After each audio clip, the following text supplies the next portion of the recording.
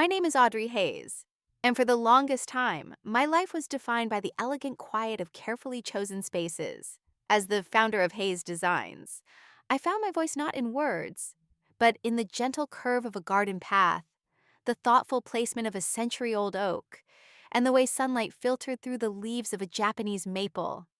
I spent my 30s building my firm from a single drafting table in a small Boston apartment into a respected name in landscape architecture. My work was my sanctuary, a world I had built with my own hands and my own vision. Its solitude was a comfortable companion, a space where my creativity could breathe. I wasn't lonely. I was focused, content in a universe of blueprints, soil samples, and client consultations. The idea that this carefully curated world could be invaded and eventually dismantled from the inside never once crossed my mind. One of my proudest achievements before that time was the restoration of the Atherton Gardens, a forgotten public park that had fallen into disrepair. It was a 2-year battle of budgets, city permits, and delicate ecological work. I remember walking through it on a crisp autumn afternoon. Months after the project was complete, I saw children chasing each other through the native wildflower meadow I had designed. An elderly couple reading on a bench I had positioned under the shade of a magnificent elm, and students sketching by the koi pond I had painstakingly brought back to life. It was a quiet, profound joy, a confirmation that my work mattered, that it could create pockets of peace in a frantic world. That feeling of pure, unadulterated creation was the bedrock of my identity. That all changed the day I met Leo Ashford at a design symposium in Chicago. I had just finished a presentation on sustainable urban landscapes, and I was fielding the usual polite questions, while others offered generic compliments. Leo approached me with a startling intensity. He didn't compliment my work. He engaged with it, deconstructed it. "Your use of layered foliage is remarkable, Audrey," he began, his voice a low, confident baritone. "But you're thinking like an artist. Your design for the Atherton Gardens? It's not just a park. It's a replicable model for urban renewal. You're leaving millions on the table by not branding the methodology." He spoke of a potential I hadn't dared to articulate myself, of leveraging my aesthetic into a global force. He painted a vision of my future so grand, so audacious, that it made my own ambitions feel quaint and timid. Our courtship was a masterclass in intellectual seduction. We'd spend hours in old Beacon Hill cafes, debating architectural theory over coffee, our conversations bleeding into late-night dinners, where he would map out business strategies on napkins. He made me feel like the most brilliant woman in the world, yet simultaneously convinced me that my brilliance was incomplete without his strategic guidance. He shared stories of a difficult childhood, of having to be smarter and more ruthless than everyone else just to survive, a narrative that made his ambition seem not just attractive, but necessary. It made me trust him, made me want to soften the hard edges of his world with the beauty of mine. Even my oldest and most cynical friend, Jenna, was initially fooled. I brought him to meet her for brunch, and he was the epitome of charm. He asked about her work as a litigator, listened with rapt attention, and then deftly turned the conversation back to me, painting me as a creative genius who he was honored to support. "He's polished, I'll give him that," Jenna told me later as we walked. "Almost too polished. It feels like he's always selling something." I laughed it off as her professional skepticism. "He's just passionate, Jenna," I said, already defending him. Slowly, methodically, he began to integrate himself into my business. It started with him offering to handle a particularly difficult client negotiation. I had always struggled with the aggressive, profit-at-all-costs side of the business, and Leo stepped in with a charming ruthlessness that was both terrifying and incredibly effective. He secured a contract with terms I wouldn't have dared to ask for. And in my gratitude, I saw only a partner strengthening my weaknesses. He became my shadow, my strategist, my most ardent champion. He charmed my staff, implemented new efficiency protocols, and gradually took over all financial and client-facing responsibilities, always under the guise of freeing me up to create. The day he proposed the formal business partnership agreement, he presented it as illogical, even romantic. Step. We were on the rooftop of his apartment, the Boston skyline glittering around us. He spoke of solidifying our union, of making what was implicit explicit. This isn't just paper, Audrey, he'd said, his voice a low, persuasive hum. This is a testament to our trust. It protects us both. It makes us a fortress. He had an answer for every one of my hesitations, framing my caution as a relic of my old, solitary life. I remember the cool weight of the pen in my hand, the dense legal jargon blurring before my eyes, as I signed. He kissed my forehead and whispered, "Now, we're truly invincible." It was only much later that I realized he was not building a fortress to protect us. He was building a cage. The first hint that something was profoundly wrong came cloaked in the language of progress. It was the company rebranding. He had hired a top-tier agency, and the result was a sleek, minimalist logo. It was beautiful. But my name, Hayes, was rendered in a delicate, almost invisible font, completely overshadowed by a bold, stylized A that he proudly announced stood for Ashford. He called it modern and forward-thinking. To everyone else, it looked like a natural evolution. To me, it was the first quiet tremor before the earthquake. The slights became more frequent after that, small paper cuts to my identity.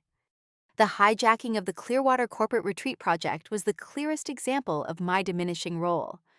My initial concept was a design that integrated the building seamlessly into the surrounding wetlands, a biophilic masterpiece of quiet reflection. Leo called it poetic but passive.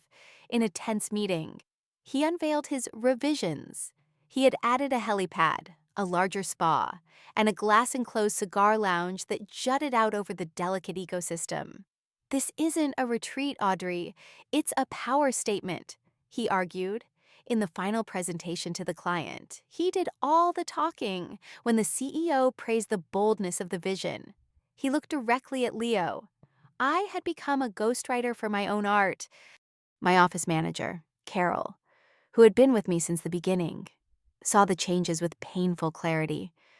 She came into my office one afternoon and quietly closed the door.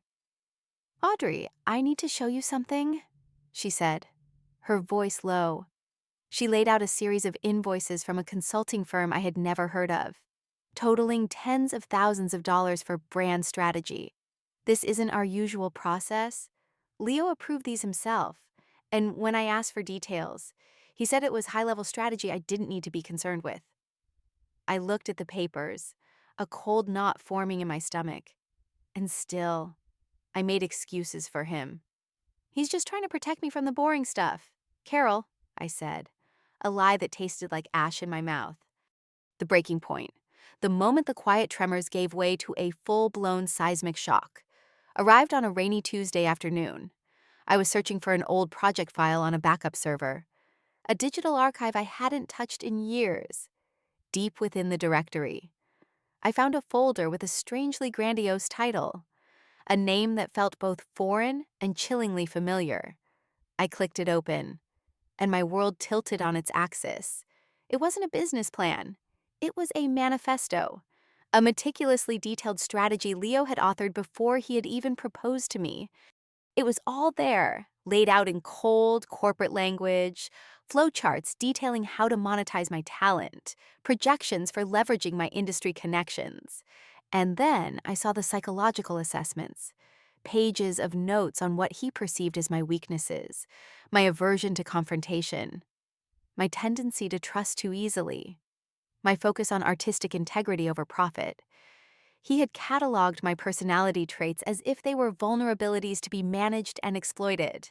The final section was a 5-year projection, culminating in 2 possible scenarios: a controlling stake in the company, or a strategic divorce calculated to yield the maximum possible settlement. I sat there, in the quiet hum of my office, the rain streaking down the window pane, feeling a profound and terrifying clarity. Every charming critique, every piece of brilliant advice, every loving gesture was cast in a new sinister light. It hadn't been a partnership. It had been a corporate takeover. And I was the primary asset being acquired. My first instinct was to scream, to confront him, to shatter the elegant facade he had built around our lives. But his own words, his assessment of my aversion to confrontation, echoed in my mind. He was expecting an emotional reaction. He was counting on it. And in that moment, I decided I would not give him the satisfaction. Instead of calling him, I called Miss Albright, a formidable attorney my mother had once referred to as her dragon in a Chanel suit. I walked into her downtown Boston office the next day, the hard drive in my bag feeling as heavy as a gravestone. I explained everything, my voice never wavering. She listened intently, her expression unreadable. When I finished, she didn't offer sympathy. She offered a strategy. An emotional confrontation is what he wants. Audrey, she said, her voice calm and sharp. It's messy, unpredictable, and allows him to paint you as hysterical. Men like this are not defeated by emotion. They are defeated by logic and their own arrogance. The plan she devised was as brilliant as it was terrifying. It was a counteroffensive disguised as a capitulation. A few weeks later, I approached Leo on a Sunday morning as we were having coffee. I told him I'd been thinking about our future, about how integral he was to everything we had built. I proposed, with a carefully crafted naivete, that we should draw up a postnuptial agreement. I framed it not as a tool for divorce, but as a way to formally recognize and protect his immense contributions, to ensure that his role as the company's visionary was legally cemented. His reaction was exactly as Miss Albright had predicted. His ego swelled with pride. He saw it as the ultimate validation, the final step in his master plan, handed to him by his unsuspecting wife. He took charge of the process immediately, bringing in his own lawyer to review the draft Miss Albright had prepared. He even made his own improvements to the document, adding clauses he believed would strengthen his position. The most significant was a clause he proudly drafted himself, a testament to his own perceived value. He was so focused on what he thought he was securing that he never saw the trap being laid.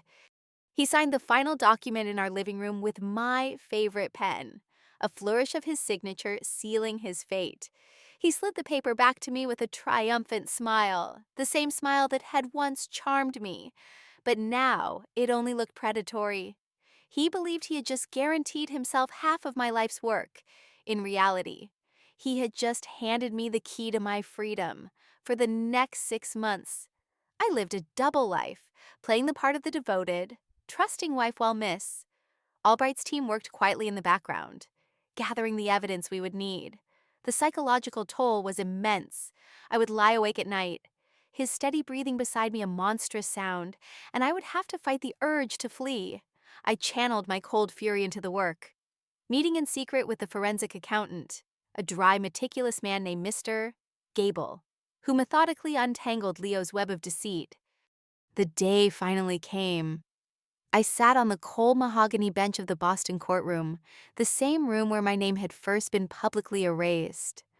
Leo sat across from me, looking confident and wronged, a masterful performance for the judge. His lawyer, Mr. Davies, stood and began his opening statement, his voice resonating with authority. He painted a picture of a brilliant business strategist, Leo, who had taken a struggling artist, me, and transformed her quaint little hobby into a financial powerhouse.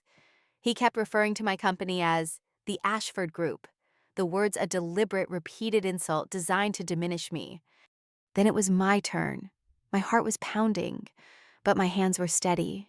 Miss Albright gave me a small, encouraging nod. I stood and addressed the judge. Your Honor, I said, my voice clearer than I expected. If I may present an exhibit that I believe clarifies my husband's contributions to our marriage and to the business. I walked forward and handed the bailiff a simple manila envelope. Leo leaned forward, a curious smirk on his face. He had no idea what it could be. Judge Carolyn Healy, a woman with a reputation for cutting through legal theatrics, took the envelope and broke the seal. The courtroom was silent as she began to read. I watched Leo's face as the judge's eyes scanned the pages. His confident smirk slowly faded, replaced by a flicker of confusion. The judge looked up from the document, her gaze settling on Leo. "Mr. Ashford," she said, her voice devoid of emotion. "This is a postnuptial agreement signed by both you and Mrs. Hayes. Are you familiar with it?" Leo nodded, still trying to grasp the situation. His lawyer stood up. "Yes, Your Honor. An agreement that validates my client's essential role in the company's success." Judge Healy raised an eyebrow. "Indeed," she said dryly. "It contains a particularly interesting clause, which I assume your client is well aware of. As the document states, it was drafted by him." She then read the clause aloud, her voice carrying through the silent room. "Leo Ashford's 50% stake in all marital assets, including Hayes Designs, is contingent upon his proven record of undivided loyalty and acting in the company's best financial interest."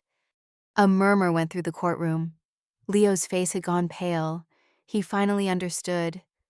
"Your Honor," I said, standing once more, "I would like to present a second exhibit." I handed the bailiff another folder. This one contained a forensic accountant's report. Judge Healy reviewed it, her expression hardening with each page she turned. She looked directly at Leo, her eyes like chips of ice. "Mr. Ashford, this report details how you diverted over $200,000 of company funds into a speculative tech startup, an investment made without your wife's knowledge or consent, an investment that has since become worthless." The judge placed the report down on her bench and looked from the damning financial records to the arrogant clause Leo had written himself. She looked at him, a man so consumed by his own cleverness that he had authored his own destruction. And then it happened. A sound sharp and unexpected in the solemn courtroom. Judge Healy leaned back in her chair and let out a short, sharp, incredulous laugh. It wasn't a laugh of humor. It was a laugh of pure, unadulterated irony. It was the sound of a perfectly executed trap snapping shut. The final judgment was a formality. Not only was Leo's claim for half my company dismissed, but the judge announced that the evidence of financial misconduct was being forwarded to the district attorney's office for a potential criminal investigation. As the gavel fell, Leo finally snapped, shooting to his feet and pointing a trembling finger at me. "She tricked me. This was a setup. I built that company. She was nothing before me." His tirade was cut short as bailiffs escorted him from the courtroom.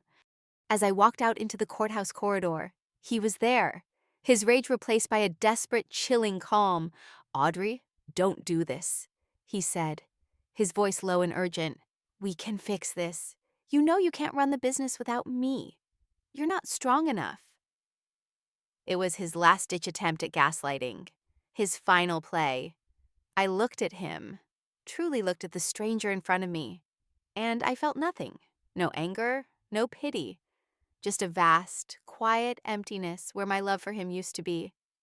"Goodbye, Leo," I said, and walked away without looking back. I returned to an office holding its breath. My team was gathered in the main studio. As I walked in, there was a moment of silence, and then Carol started to clap. Soon, the whole room erupted in applause and tears. It wasn't a celebration of Leo's defeat, but of our collective survival. It was the moment I knew that Hayes Designs was more than just my name. It was a family, and we had just taken it back. A year later, I stood on a stage in Milan, accepting a prestigious international award for a public park project, a design I had conceived in the months after the divorce. My company was just Hayes again, and it was more successful than ever. My work was mine, my name was mine, my story was mine. And in the end, that was the only victory that truly mattered.